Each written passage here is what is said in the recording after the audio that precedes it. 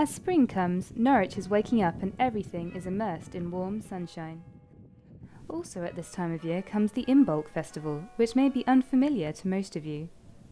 Well, Imbolc is a festival which, for most pagans, begins either on February the 1st or 2nd, or for people who follow a completely natural path, it would be when you see the first snowdrops appear.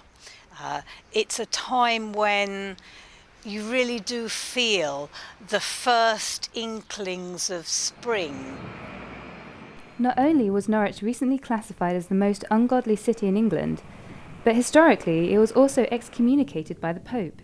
Despite this, a thriving pagan community is rooted here. Pagan is really an umbrella term for all sorts of different people who follow an earth-centred path. People who look to the natural cycles, the seasons of the year, the phases of the moon, and allow our connection with nature to inform their practices. It would include witches and Wiccans, heathens, people who perhaps follow an Egyptian or a Greek pantheon of gods and goddesses. Norwich has a multitude of pagan groups, and we met with a group of Wiccans who showed us their own special Imbolc celebration. As the ephemy is to the male, so the cup is to the female, and conjoined they bring blessedness. Here, divine spiritual forces of the masculine and feminine are symbolically united with a knife and a chalice of wine.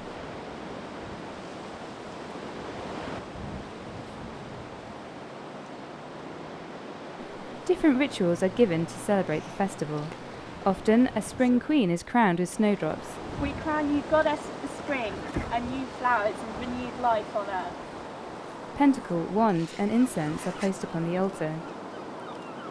We cast this circle round, power be raised and power be bound.